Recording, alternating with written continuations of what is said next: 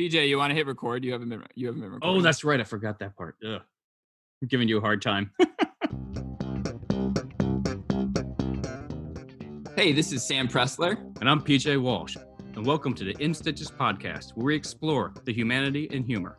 Humor is a skill we all have and can be drawn on in really the most trying of circumstances. And we started this podcast because we've both experienced how humor helps, and we know there's so much more to mine in this area. Yeah, so just a little bit about me, Sam. I come at this as the founder of the Armed Services Arts Partnership, or ASAP, a nonprofit that helps veteran service members, their families, kind of improve their well-being and connect with their communities through the arts. And we did classes in everything from storytelling to creative writing, but most relevant is our comedy boot camp, stand-up comedy, and Operation Improv programs. Yep, and that's exactly how we met, because I'm a U.S. Navy veteran. I've been a professional comedian for nearly 20 years.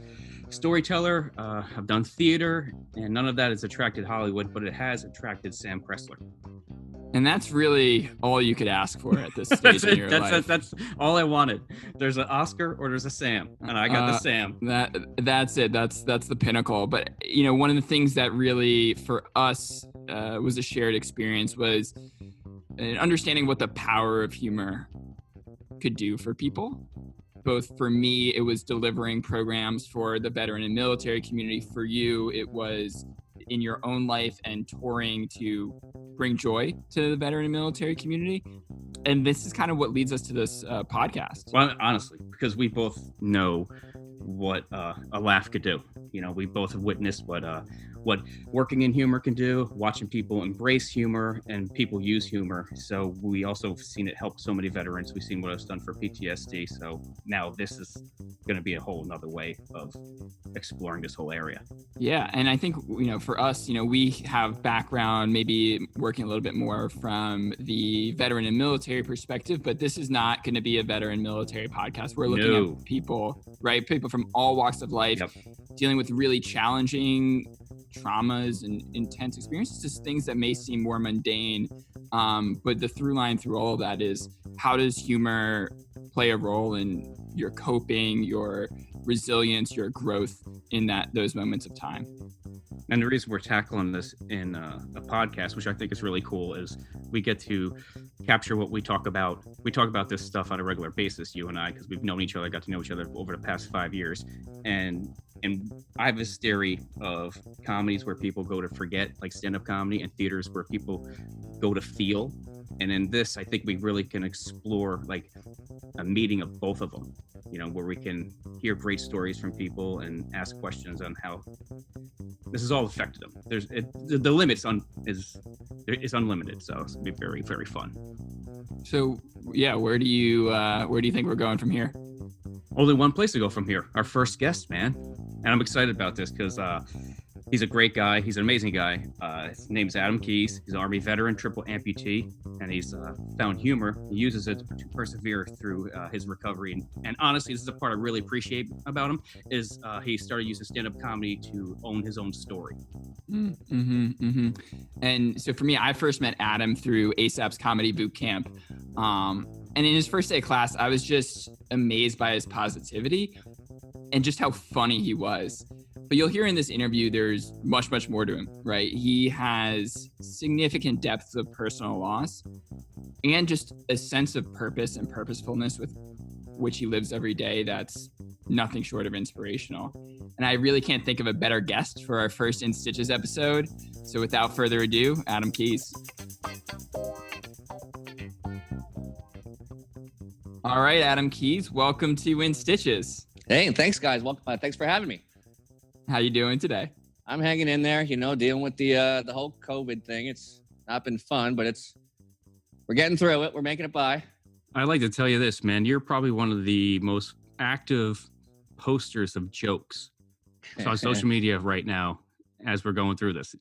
You're right. I've never done it before like that because of right now, since we're locked down and in quarantine. It's like, this is like my open mic. So I'm just putting a microphone on social media and throwing a joke out and seeing if it sticks, you know, see what happens. Behind me is a whole bunch of bricks on the wall that I laid one by one myself, of course. and a microphone. And in the mail right now is a stool whenever it does get here. So I have the bar stool as well, just to have the feel that I'm at a comedy club, even though I'm using the microphone and telling jokes to nobody. At least I'm going to the operations, and because that's always the thing for me when I get to a comedy club is it's never going to work for me as an APT. So I'm always practicing here to do when something goes wrong with the microphone. What am I going to do?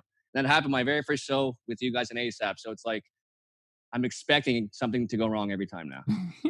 It's a good approach, though. I'm going to tell you on that end as a comic, because there's so many comedians I'll watch who will walk up and they have no idea how even to get the mic out of the microphone stand where it's to play all those scenarios out before you even hit the stage. Smart. At least to try. I'm not going to figure them all out, but at least I got something. I got something in the holster. That's for sure. So Adam, we're gonna get into your story, and it's obviously incredible and inspiring, and I think more complex than meets the eye. But before we get into kind of your story and your military career and after, I do want to learn a little bit more about like what childhood Adam was like. What kind of childhood? All right. And what and I have this picture of childhood Adam in the great country of Canada. And we want to hear a little more about it. What do you think was funny as a kid?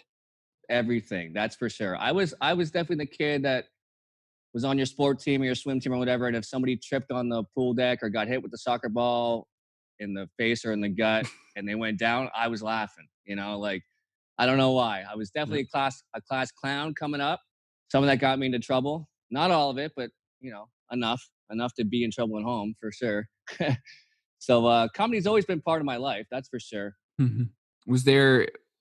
Is there any story or experience you have like that just when you were growing up that you like think back to it just like of time like really laughing hard, some crazy semantics? When I was 13 years old, this is back in 98 now. That's the year that I moved from Halifax, Bedford, Nova Scotia to the Lehigh Valley, Pennsylvania, Allentown, Pennsylvania. So there was a lot of logistics things happening. A lot of my parents are trying to figure things out. We're changing countries. I didn't get the whole thing. I didn't really understand all that, but they had to deal with all kinds of stuff. There's a lot of stress there, and we're leaving all of our family that's in Nova Scotia, my grandparents and everything, and everyone's crying. I'm just like, we're going down the road. It's like it's not that far, but it's obviously it's a 22-hour drive or something. It's far. But I never, for some reason, even when things are like as very serious as that is, a big move with your whole family, even then I'm just like, it's going to be okay. We'll figure it out. I've just always sort of had that mentality that no matter what's going to happen, it's going to be okay. And I think, like I said, I don't know where that comes from, but I think it's always been there. Did you try to, because I used to have this when I was a kid, that whenever I'd see like my mother upset or somebody in my family, I just try to entertain them, try to make them laugh. Like, do you think through that time period that was a big part of like what you were doing, but not knowing you were doing it? Yeah, I do actually. And I was about 8 years old when I remember my grandmother, had pointed this out. And this is when like my grandparents in the 90s would have the new like camera that you put on your back, on your shoulder to film Christmas and stuff. It was a big one my granddad had, he just retired. So we have footage of this kind of stuff. And there'd be like the Jingle Bell song would come up, and I would just dance in front of the fireplace and just move around all weird and make weird noises and sing in just like really weird tones, like jingle bells. And this like everyone would just start laughing, And I remember my grandmother saying, you should be on the stage. You got to be on the stage. And I didn't even know what that meant. You know what I mean? I have no idea. So that does lead me. I'm interested in getting a little bit more into your story about joining the military. So sure. Can you walk us through what was going through your head when you decided to join? Why did you decide to join? Kind of how did that come about? A lot of my family was either in the Navy, the Air Force. My father was a Coast Guard, and later on a fire department guy. He's a firefighter. So, when it comes to like the military and first responder things, I was sort of always around it. Especially my family, my dad being in the fire department, a lot of those guys were just hanging around the house or whatever. We'd go down the fire hall and all those kinds of things. And then my senior year in high school, 9/11 happened. So then it was like, oh shit, like even at 17, I didn't fully grasp what was happening, but I knew just by the way it was on the news, and then back in those days it was in the newspaper, that ultimately we were going to be going to war. After I got out of high school, got my diploma obviously, and then went to the recruiter's office. But at that time, because we were attacked, that was in September obviously, and I graduated in June of 2002. There was a halt on all immigration and all that stuff, and that affected us because I'm an immigrant, right? Because I'm from Nova Scotia. So although I was here legally, I had to renew my green card, or my family did, every year, and the military wouldn't take you until you had at least a permanent residency, and you have to renew that every 10 years. So fast forward to the time I joined, I was 24 years old, and that's because it took that much time to be able to get all that paperwork, to go through. So there was part of me at that time where it's like, I had a pretty good job. I was making decent money.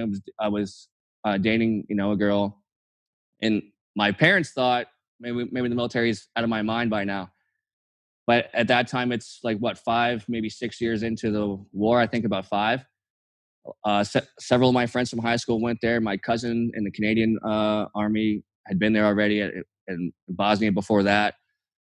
And then you see on the news what's happening. I just felt like there was a huge weight on a lot of these guys that only 5 years into this war, or these 2 wars, have deployed multiple times. And some of these guys I went to school with, and I just didn't feel right that I knew that I was capable. I knew I could do it. And even though I wasn't, trained by the military yet, I knew that I could go do that and then go help them. So ultimately, that's what I set out to do, and that's what I did. When you were like kind of leading up to your after you joining, leading up to your deployment, like what role was humor playing in your day to day in the military?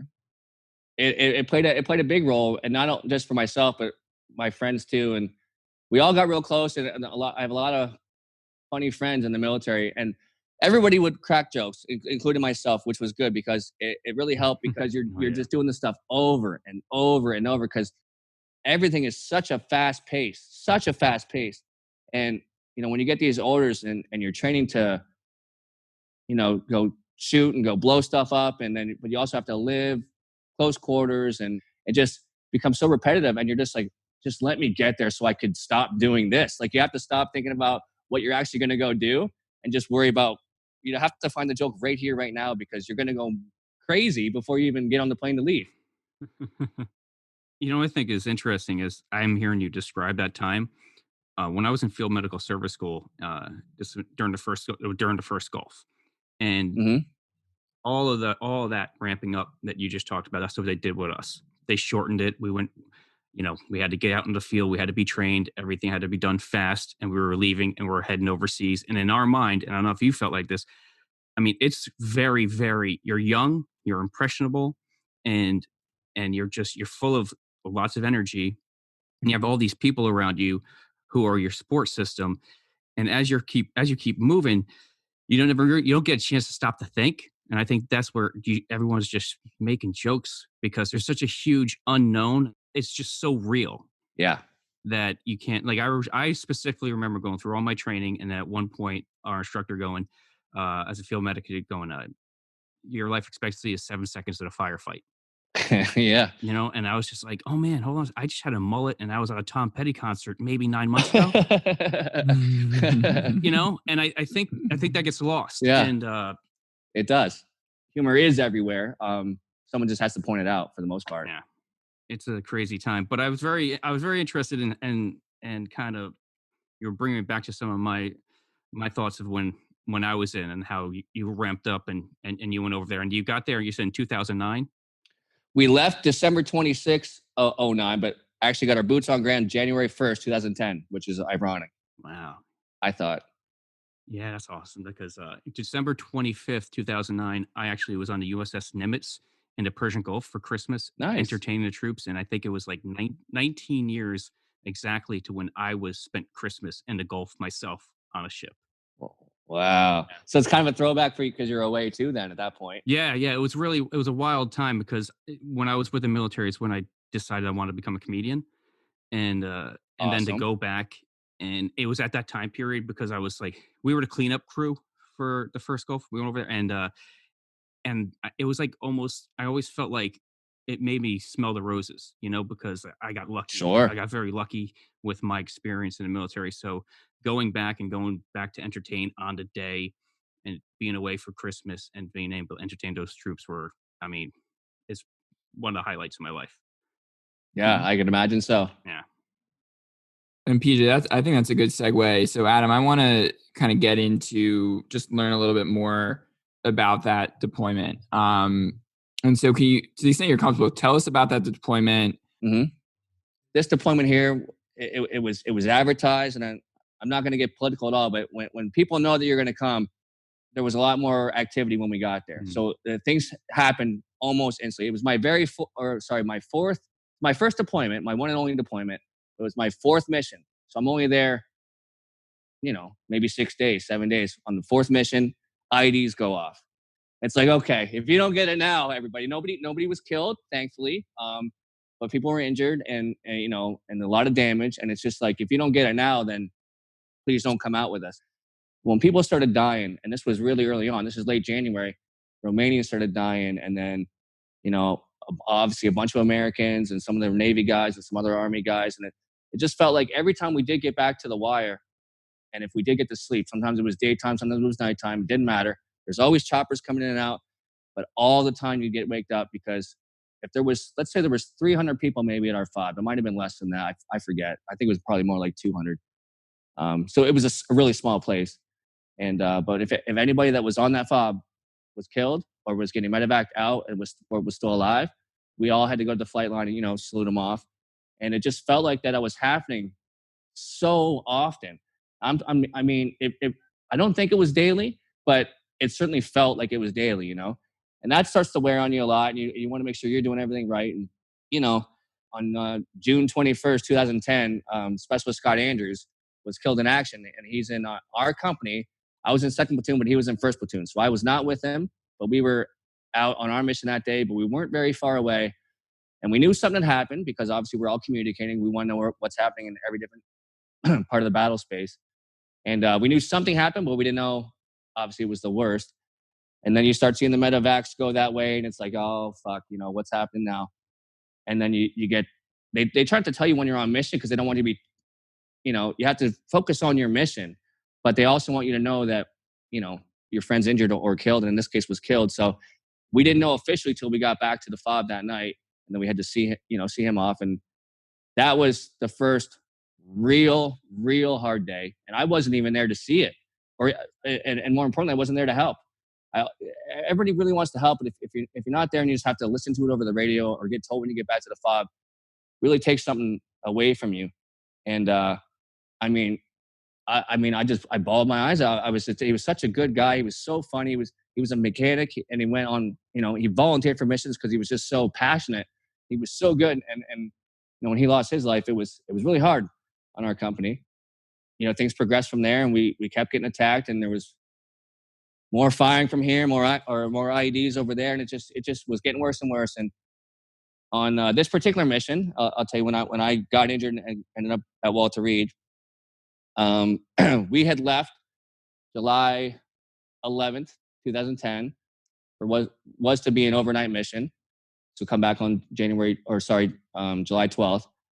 But when we got to we were staying at a outpost that night in a town called, or at a fob called I can't remember. It'll come back to me. But it was, 60 clicks away. We're going to spend the night there, and then we're going to leave the next morning, come back the same route. It was a paved route, so it was like one of the glorious ones. You don't really have to really go through the mountains. It was one of the more drivable ways to go, and it's just like, but it's still very dangerous. In a town called Shizoy, and it was just, they hated us. Anyway, we spent the night there. We got motored that night, and a rocket came in and destroyed my truck. Although none of us were in it, we were just sleeping, nearby. This was in the middle of the night. We weren't even awake when it happened. But obviously, one truck was destroyed. So we had to move some trucks the next day. We tried to leave and go back to our fob and refit and drag this destroyed vehicle back. But it wasn't going to... Well, actually, we left that morning. And about a half an hour into the mission, they called us back and they said there was a sandstorm coming in, and if you were to go through it and something happens, we can't come, help. We can't send reinforcements. We can't do anything because we won't be able to see. So anyway, we got just delayed another day, but then we finally left the very next day, July 14, 2010.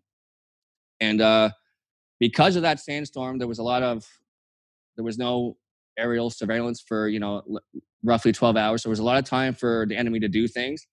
We had quite a bit of intel before we went on that mission. We had even more when we were going back. We knew what we were looking for, but we also knew to expect a lot of other things.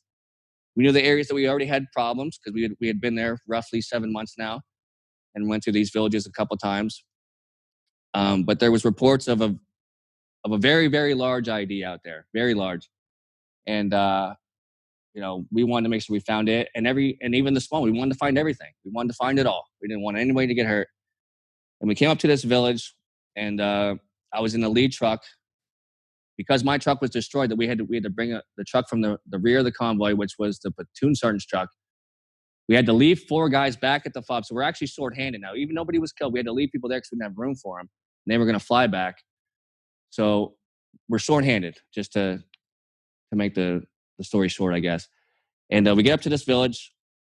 They weren't very friendly to us, and we knew that. But we had to go through it because of all the intel we had and all the things that could happen. So I was in the dismount team that day. I was in the lead truck. So me and Specialist Johnson, we're in the lead truck. We're going to hop out and meet 2 guys from the truck behind us and go as a 4-man, fire team through this village and get what we could and get the intel we could and, get back safely. All the intel we had, we thought we were sitting pretty good. And ultimately, for a while there we were. But then when the decision was made, okay, officially we're going to go through, we said, Roger that. We get off the mic. I was fist bumping everyone else in the vehicle. As soon as I opened the door, I didn't even get my foot on the ground. The ID went off. And, that's the last I remember up until I woke up, which was 2 months later in a hospital stateside. First of all, thank you for sharing that, because that's not easy. And it's not easy to hear because I know you personally. We've gotten to know each other. I know Sam is going to know. Yes. And I think it's important for people to hear. So, I mean, just for talking us through just to that is, we appreciate that, man. If I thank you. And thanks for listening. Maybe before I go even further, just to say that's the day that the day I remember opening that door and putting my leg out the door and then the ID went off. That's the last I remember, but that's not the end of the story because obviously we were blown up, right? And my platoon was there and they had to come see if we needed triage or what we needed, right? So, this is the hard part of the story for me. We had already lost Specialist Scott Andrews 3 weeks prior, but, this day, it was 5 of us in that truck counting me. The other 4 guys, did not survive that, unfortunately. And I'm going to say their names quickly, if you don't mind. Sergeant Chase Stanley from California, Sergeant Zachary Fisher from Missouri, Specialist Matthew Johnson from Minnesota, and Specialist Jesse Reed, who was my high school friend that I mentioned earlier in this podcast. They didn't survive that one. And so although I know people can't see me right now, but they'll get a feel for me. I ended up being a triple amputee and pretty banged up. And that is the day that I got banged up. But just to be the only one that survived that one weighs heavily on me. And even though I look rough from the outside looking at me, I am the luckiest man alive. So, I carry that with me, everywhere I go. So I know that they're proud of me. And even when I do comedy, when I do anything, when I do public speaking, I always mention their names because I don't know if I've never told this story, but I'm sure you catch on a lot of this stuff, Sam. You know me since I've started because I started comedy through your comedy boot camp at ASAP. And PJ, I've done comedy with you, and you've seen me on stage a couple nights. And when I was telling that joke that I was almost finishing the set with when I first started doing comedy, and I say yes, but when the guy says, "Would you need a hand?" and I start shaking my head, I nod my head 5 times before I lean overhead and say, and that's why I say yes to the left hand. Those 5 nods are for those guys. And I never told anybody that except my family, but thought that this was the best place to say it, because I started comedy with you guys and now this podcast. And I just thought that this was the best way to let people know that, because even though I'm doing comedy, I'm still paying homage to everyone that have made it possible for me. So there's always something else going on. It's always good to laugh, but there's always something else going on too. You know what I mean? So that's important for people to know. I appreciate you sharing that. And it's something, just in reflecting on that, I think, I remember your first set, and I remember like, oh, that's a lot of head nods. That's why. That's why, yeah. But for me, I think we've become fairly close, and I feel like I know you pretty well, and just it shows me how much more goes on backstage, how much goes on when you're not telling the jokes, and also how much goes into those stories and how much goes into those jokes. And so I just appreciate you sharing that. I'm also hearing, like, when I hear this, there's something, and we'll get into this more, but there's something that's so strong with you, which is this sense of purpose. Like, you have this sense of mission and this sense of purpose and this sense of joy that I've seen in few other people in my experience. And I guess where I want to go with this is learning a little bit more about, okay, so you wake up now in that bed 2 months later. Kind of talk us through the recovery process to the extent you can. And I'm just interested in learning more about how the Adam we see today kind of emerged over time, and potentially through that recovery process. Sure. Yeah. Well, obviously, waking up, it was about 2 months later. I was in a coma, but they left me in a medical induced coma, and things weren't looking good.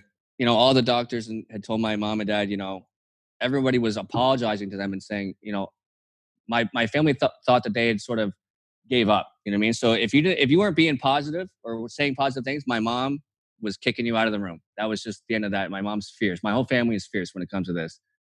And even though I was in a coma, and I tell this story when I do a lot of this public speaking, and it's all this stuff is good for me to talk about too. But it's important to know that there's a lot of other people behind me. You know what I mean? I've always had this sense of purpose, I believe, but I think it just got amplified because of all this, because nobody had to be there for me, right? I don't think I deserved it, but people wanted me to succeed, and some people saw me, some people didn't, but most people did. And I will say that even though I was in a coma, and this will go against all medical advice, truthfully, they'll tell you this doesn't happen, but I could hear what was going on the outside world. Now, I'm not saying that was in real time, but I was very confused if I was still overseas or, backstage side or whatever, but I was hearing what they were saying. And I just remember like screaming internally, like, I got to get out, let me out. Like I wanted to get out of my head. I didn't understand what had happened to me, but I knew that I was there, and my mom and dad will always tell you, and my sister too, it says that they saw in my eyes that I was there. And one day, I had a trach. You still see the trach mark on my neck. I had that in for like roughly 4 months, but I still had it in, and it wasn't in totally perfect. It was no one's fault there. It was still working, but it wasn't perfect, which meant there was a little air leak there, and I was able to speak even though I shouldn't be able to speak. And I woke up roughly 2:33 in the morning, and my family went back. Nobody, they all went back to the hotel or whatever. And the nurse was walking out of my room, and I said, "Where am I? Where's my rifle?" And that's how I woke up. You know what I mean? It was just crazy. And she was sort of stunned. Obviously, called the doctors because nobody saw this coming. I know the doctors were saying that I would, even if I did wake up, I'd be a vegetable. I wouldn't be the same person. They were trying to brace my family for that. I'm not saying they shouldn't brace the family for that, because if that was to happen, you need to be braced for it. But you shouldn't take away all hope. And the day I woke up and started talking, and of course, they called my parents. Everybody came in, and the doctor came in, and they said, "Do you know who I am or who these people are?" So that's my mom, my dad, and my sister, Julie, Steven, and Courtney. And he didn't know what to say. Wow. You know what I mean? My mom just looks at him and says, "I told you." So it was like a glorifying moment for us. We all just sort of like, united. And, then we had to get to work because this was going to be a long recovery. And I was in multiple hospitals, but I think it was 6 total maybe, but just over 5 years of recovery. Wow. Yeah. Well over 100 surgeries. So I'm really, really pushing a limit here. That's for sure. Most recent. You're an overachiever. Yeah. Most surgery was just recently, December 6th. And thankfully, this is a quality of life thing now. This is just because the way I live in a wheelchair mostly. And just to be able to save what I have to make sure, because I'm going to live till at least 125. So, I gotta be careful what I do now. No more backflips at the back of Travis Pastrana's backyard or nothing anymore. But, I still like to have fun, but I have most of it on the stage. That's what I do now. And, yeah. Yeah, I'm interested. So you talked about the hard work that would go into it. So I want to hear. So you've woke up, you've proved your doctors wrong, you've proved your family right. Now what? Ultimately, in the beginning, it was. I obviously I had wicked bad days. I was crying a lot. I still cry a lot now. I cry watching America's Got Talent just on a regular basis. It's crazy. I don't know. You do too? Yeah, all the time, man. There's something. I cried watching the Mr. Rogers documentary. Hour and a half straight. I just bawling. I just cried 5 minutes ago. I got all this stuff on my desk. I got my pens, I got my glasses, my papers, and the tissues are across the room. Yeah. Well, we're all in the same boat then, I guess, right? So when I woke up, both my legs were gone, one above the knee, one below the knee at the time. And my left hand was gone, but I still was at the wrist. And my right hand was still there, but black and blue and just wasn't looking good. They really thought they were going to have to amputate that because of the infection I got. But once it gets septic, once it gets in your bloodstream, which it did in me, it pretty much eats you from the inside and your skin starts falling off. So a lot of my skin looks like I was burnt, even though I wasn't. And then a lot of my skin was donor sized to fix this part. So I'm a patchwork of, skin grafts now, which is crazy. A little quilt maybe. But, when I woke up, I only had one hand. I thought I had two, but obviously I reached down and make sure that the goods were still there. You know what I mean? I had to make sure. That's like a natural thing. And every guy I talk to pretty much says the same story. They reach down to see if they could reach down to see if they still had their junk. And thankfully I did, because that would have been a whole nother story. Who knows? Yeah, I had so many surgeries after that. Which, I told you I had my left knee at that time. And you've known me for 2 years now, but I lost my left knee about 2 years into this fight because we just couldn't save it. We tried everything. And on the last surgery to fix it, the tendon ruptured. They had to abort the surgery. And then when I woke up, the doc told me what happened and everything. And I was like, okay, that's enough. We tried. Take it off, because I see guys walking with two above the knee legs, and it can be done. And if I could keep the whole left femur, which I did, which was great. So my recovery has been a moving thing the entire time. Just when I think I had it figured out and maybe I could get out of here in the next 6 months, I get kicked in the face with something, or an infection gets you, or something goes wrong, or I had to go back for some surgery, and then you catch an infection because of that. That happens all the time too. My stay just never ended. I had to keep moving the goalpost because things just kept going against me. And the only thing that kept me going, because I had nothing really to look forward to. I didn't have an official job. I was waiting to effectively get kicked out of the military, even though I was going to medically retire. My career was done. I didn't know what I was going to do next, but all I had was the jokes that I was accumulating this whole entire time. I was cracking jokes like the second day I woke up. And once I saw I was getting a reaction then from cracking jokes, even though I was mostly cracking the jokes about my situation, it lightened the room. It made it easier on me. It made it easier on my family, and it made it hopefully easier on the doctors and nurses. We got very fortunate at Walter Reed because, this was 2010 into 2011. The war is very, very hot. There was a lot of people that wanted to come and visit the hospitals. Some are, former vets from Vietnam or the Korean War vets and stuff, and some are amputees, and that helps me to mentally see that you can get places, which was all great. But sometimes, I met the President of the United States came, all these random things, but also some famous people, some not so famous people, chefs, all these people, cooks, but comedians came. And I remember the first comedian I met that was famous, that came through he came with the USO to boost your spirits type thing, was Jeff Ross. And he spent a good half an hour or so in my room, and we were cracking jokes. This was 2011, so he was getting ready to roast Donald Trump, before everyone knows Donald Trump now for being the president, obviously. But this is before all that. He was just a loudmouth, And he's like, I had told him, I said, I always wanted to be a comedian. And just like every good comedian I've ever met, including PJ and everyone I've met at ASAP, always says, if you want to do it, go and do it. Just go do it. And he was the first guy to say it. Were there any jokes that really hit hard, like that you could recall? I know the first joke that I said in front of a group of people from the hospital bed, and I'll do it here. I know everyone can't see us, but I'll do it here now. Because I had just had surgery on my left arm again. I had to revision, so my amputation had to go a little bit higher on my left arm. So it's like mid forearm now. And they call that a revision? A revision, yeah. When you had to revise your amputation, a revision, yeah. Oh, that's... It's like a revision of life now, right? Oh, but, I just got the bandages off here recently, and, Jeff Ross was in there talking and asking me, like, similar questions like you guys asked him, like, you guys are so positive. What keeps you going? And for some odd reason, I don't know why, but I put my arm up like this, and you'll be able to see. But you can see my last tattoo is my airborne wings there, and it's, at the end of my arm now. And what I said was, now I'm going to save money because I don't have to finish my full sleeve tattoo. And he started laughing, and everyone in the room started laughing. And I'm like, there's something here. There's something here. And I didn't know how to pursue it, but I just know that I didn't even know to write it down at that time.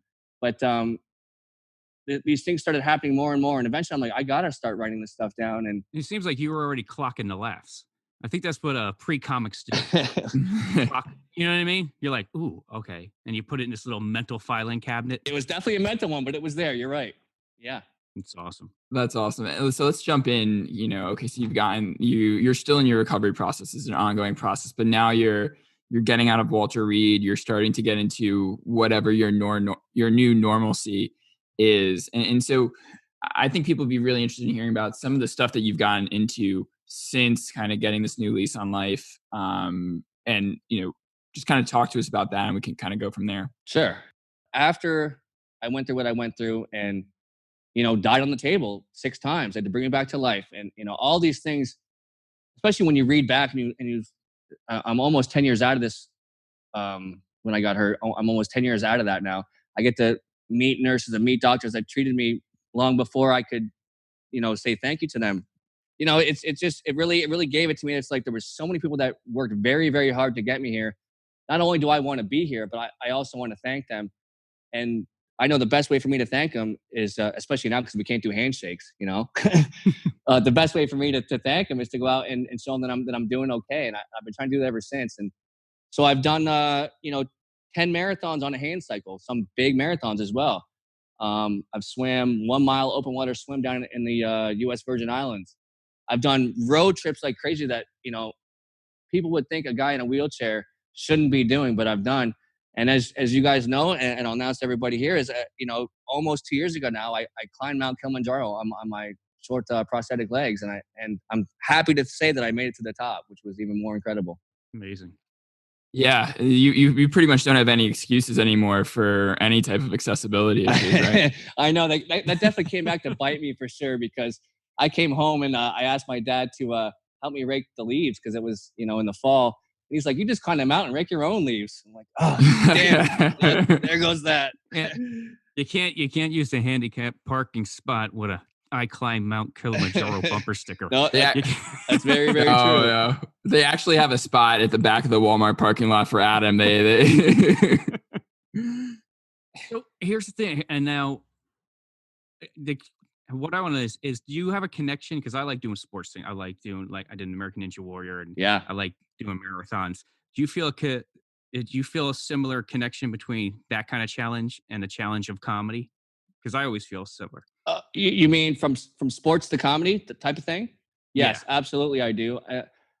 Listen, I've done, like we've been talking about, I've done a lot of things in my life. I think as I'm only 36, but the most terrifying and the most like adrenaline I get is getting on stage and doing comedy. Big time. Mm-hmm. I mean, my heart is going, I'm sweating like nonstop. And I'm thankful people have said that you look like a natural up there, because I don't feel like one at all. You know what I mean? I'm drenched with sweat. I'm just dehydrated when I come off the stage. I'm just thankful, like, hey, did it go? I heard the last, but was it good? I'm just asking people because you sort of black out on it, you know? Walk us through that. What was going through your head, that first time you had to get on stage in front of people? You know, I rehearsed and rehearsed and rehearsed so much. And by the time you do all that, it's like, I don't even know if my jokes are funny anymore because I've said them to myself hundreds of times, you know? Mm. But of course, you suck yourself up. I was trying to channel my inner, Bernie Mac and just say, y'all understand, I ain't scared of you motherfuckers, like Bernie Mac would. And then I just took a deep breath, climbed up that 3 very large stairs and got on stage, stood up, and just said, here we go. And I said to myself, you're not going to know unless you try, just as like Kilimanjaro. You're either going to crash and burn or you're going to make it. So pick one. Thankfully, I made it through both of those, and I'm addicted to the comedy thing. I'm not going to climb any more mountains anytime soon. When we did Whitehall, right?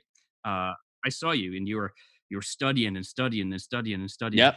And I think you mentioned something to me about nerves or this, that, and I was just like, "What's this compared to what you've been through?" I know. I know. But I know it's a hard thing to grip. But to go back on your story and your strength and everything you've been through, and to come and now be like, "Oh man, I'm gonna make people laugh." That kind of strength is rare. It's rare. So that's what makes you special, man. Yeah, maybe I am doing something right. Maybe it's all going to work out in the end. I think it will, no matter what. So Adam, I'm interested, you talk a lot about what it's like on stage, but like, what's life like for you when you get off stage? What's your where does humor fit in off stage? What does your day-to-day look like? What are the ups and downs? Yeah. There's ups and downs in my life, just like everyone else's. Sometimes mine get amplified because they're usually rare. Like, for instance, during this quarantine right now, this happened just last Thursday. So whatever we on, 6 days ago. Because I had surgery on my left shoulder and I had a partial shoulder replacement, I still can't use my manual chair to move around because I have to give my arm a break. So I'm in a power wheelchair. That's all I could use. I can't drive right now and all kind of things. So this is all I have. This power wheelchair is my legs. It's the way I get to the grocery store and everything. And of course, the knob that turns it on and off broke on Thursday.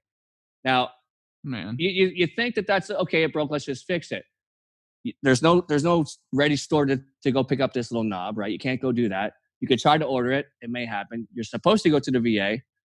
I'm still waiting to hear back, guys. Here we are 6 days later. So they know, and I'm calling everybody. I'm like, hey, listen, there's got to be like an emergency phone number for me to call right now because I'm telling this guy who's my case manager over there, I said, he understands.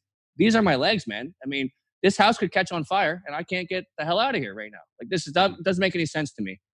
And so it's almost like I have little fires all over the place, but it still could be worse because what I did was just I took a vice grip, clipped it onto the knob, and now that's my knob for now until it gets fixed.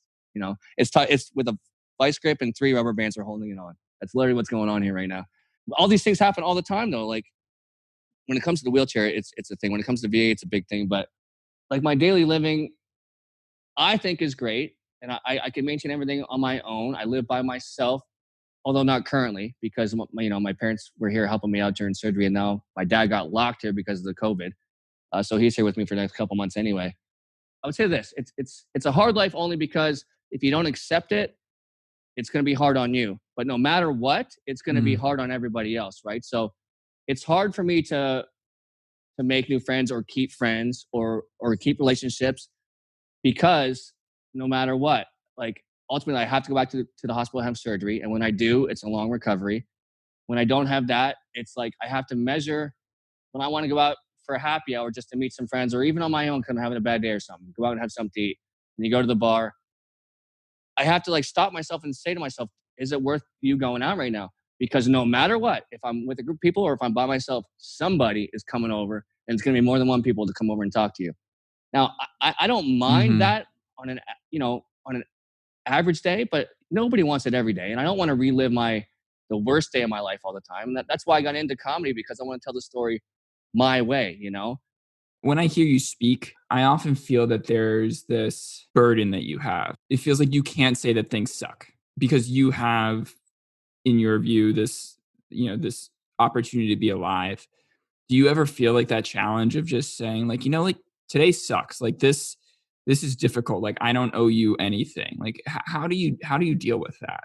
Yeah, well, that does happen, and I don't even know if I maybe I don't deal with it. I don't know, but I I can tell you how I feel. Is that I definitely felt more early on. The more pressure was on me, I felt it, and sometimes I'd have to talk to my mom or girlfriend at the time or whatever, and because that's the only person I could talk to, right? Because if you make it to the masses, it's like if I say this or if I ridicule this or say something positive about this or negative about this person's going to take it the wrong way or whatever. And it's just, it was painting things in a light I didn't want to be painted in. And that's a lot of the reason too, while comedy is so great because guess what? The pressure's on me to make these jokes work. The pressure's on me on stage. And if I crash and burn, it's because I did something wrong. And that's why I order a beer before I go on stage, but I don't drink before I go on stage because if I fail, it's because not because I was drinking. But when I get off that stage, I am putting that beer down my throat real quick. You know what I mean? Because it's like a relief. You know what I mean? It's like I need it. But I feel good. I feel anxious. I feel all these things and all these emotions at the same time. And I just don't know other people's motives sometimes. But I'm a very outgoing person. I want to talk to everybody. I want to meet everybody. But it kept pushing me more and more like I'm here for this reason and not any other reason. And I said, you know what? If I could get on stage and do and say what I want to say for 5 minutes or whatever, 10 minutes, then I get to own that 5 minutes and no one gets to tell me anything. And that's the real benefit to comedy to me, and I love it. Mhm. I love it. And it's, I can't see it ending. I know that. Even if I got to do it from the comedy bunker, I'll be doing it to nobody. I think it's interesting that you ended up on a comedy stage because that's the one thing I think all comics is like.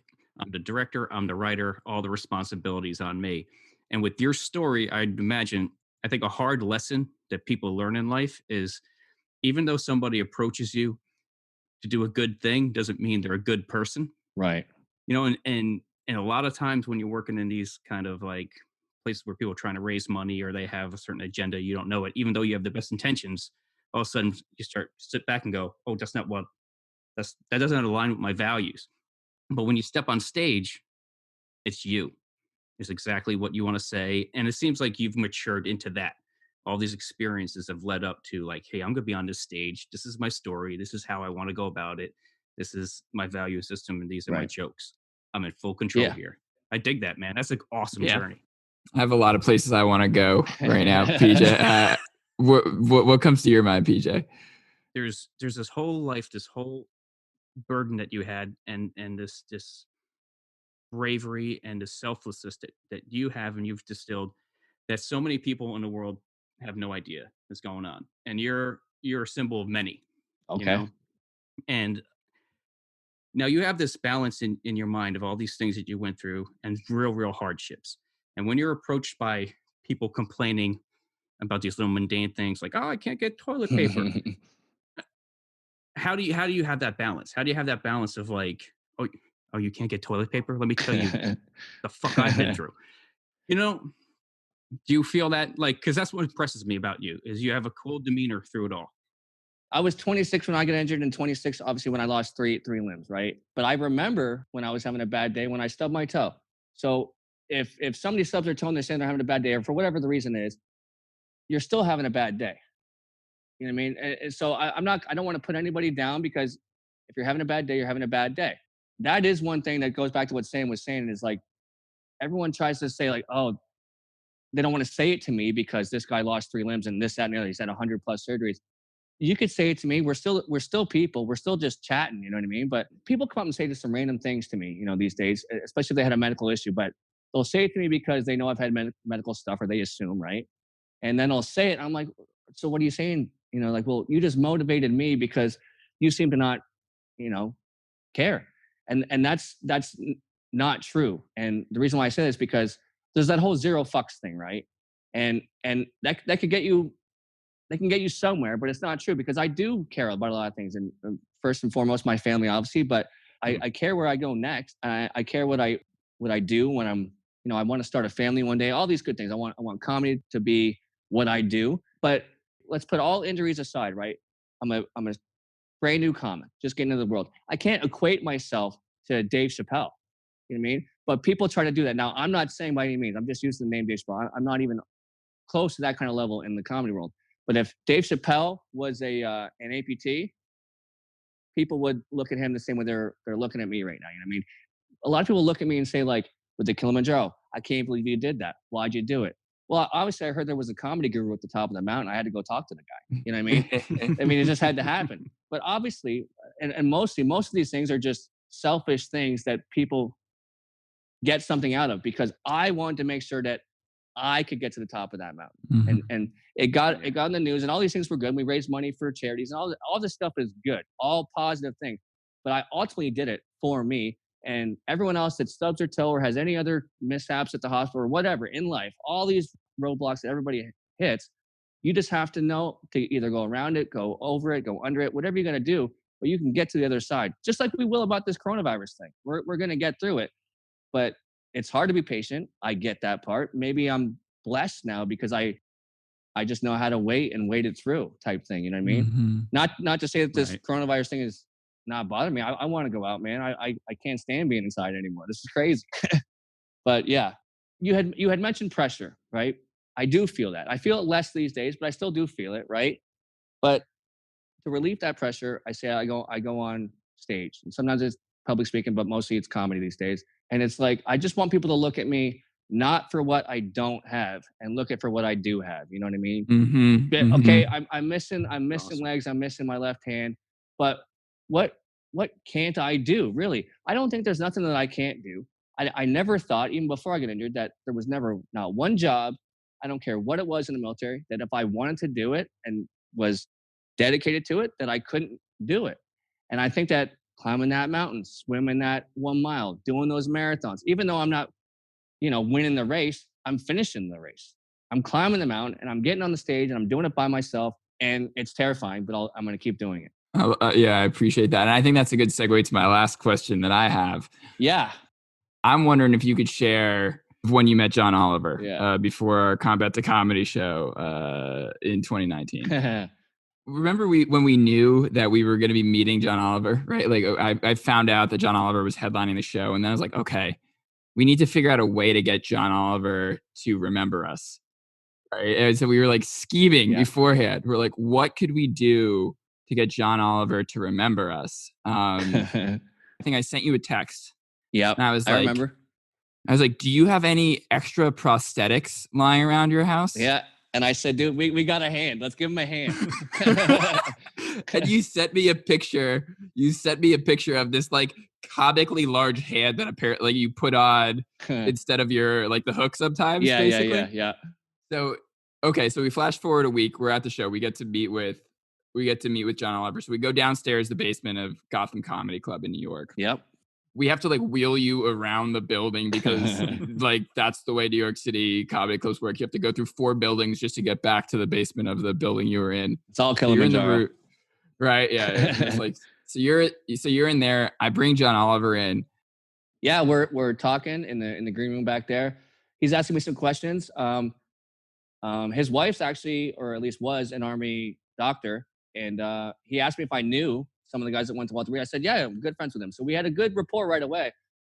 And we're chatting. He was asking about my comedy, how long I've been doing it. And I've just been praising him because I'm sitting in front of John Oliver right now. So I'm just sort of starstruck, but I'm trying to be cool, And as the conversation's wrapping up, I said, you're going to remember Adam Keys and you're going to remember ASAP for the rest of your life. And I gave him the prosthetic hand that I had off my left hand. And he goes, are you serious? I can keep this? So I put my card in the hand and we took a picture together. And then he went up and did his set right after Nikki Glazer. And then I followed him, which was, it still gets me fired up, man. It was just a crazy night. Still a crazy night. My favorite part was you were so smooth, like out of nowhere. You're just like, because you didn't sell it as well. You were like, Mr. Oliver, we're just so grateful for your support. I want you to have this. And you did a pause. And then you proceeded to rip your hand off. Like it was like you were very slow and very calm. And then you ripped your hand off of your arm and you put it in his face. Yeah. And And I don't know if you remember, he jumped back. Like, He hello. literally, he like jumped back into the chair. And I just, PJ, when you talk about comedic timing, the delivery on that, probably the best delivery I've ever seen. That was one of the best nights of my life at Gotham Comedy Club. And thank you to ASAP for the invitation. I'll go back anytime. Awesome, man. And so, yeah, we like to close out the podcast with this question. So you've obviously done a lot. How do you want to be remembered?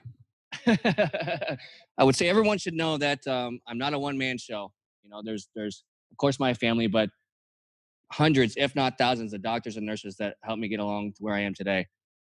And what people should know about me is that I never gave up. I never wanted to give up. I never even thought about giving up. And as a result, I'm happy to say today I am 99% dishwasher safe. So, you know what I mean? I need to snorkel when I go in there, but I can make it through. So I'm very happy for that. And I'm very happy where I'm at in life currently. And I'm ready to keep going forward. All right, Adam Keys, thank you for joining In Stitches. In Stitches, I love it. Thanks, Adam. All right. We're going to hang out for a sec? Yeah, we'll hang out. Cool. So Woof. It's In Stitches, obviously. Why is it In Stitches? Can I ask that? The name. Well, I'm sitting here, yeah. I'm like, the name. No, like the name of the podcast. It's Stitches, because Stitches is laughter and it's also patching you up. So That's what I thought, but I little wanted to both. see. I wanted to see if you guys were going to say that. Yeah, I want to see if Sam remembered. I was holding back. I thought maybe What's somebody, her name? somebody was a snitch and got stitches. You know what I mean? That could happen. Think of that too. That could happen too.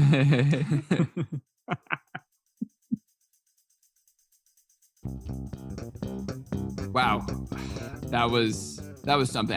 Yeah. The thing that strikes me every time with Adam is I learned something new. Yeah. There's always more to his story.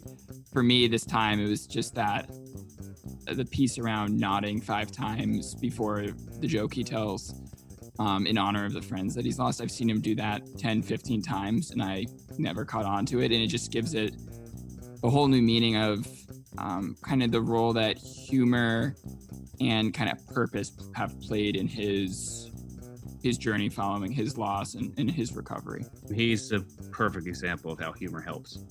Honestly, and when he was talking about being in the hospital and he was already cracking jokes to make everyone else comfortable, I mean, that's just amazing to me. And I really appreciate that over time he's taken ownership of his own story and he's using humor to share it. You know? And I mean, there's a lot of courage there, and I just really totally appreciate that he was our first guest. Yeah.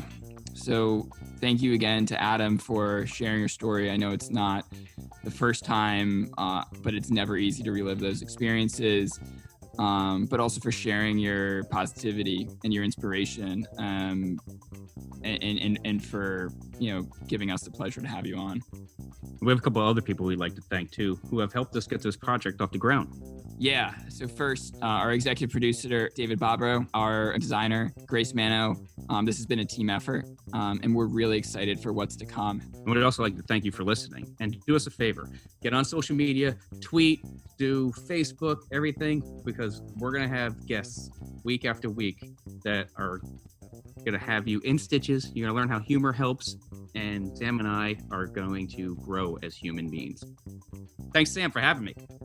Thanks for being you, PJ. Can't help but be. Unfortunately.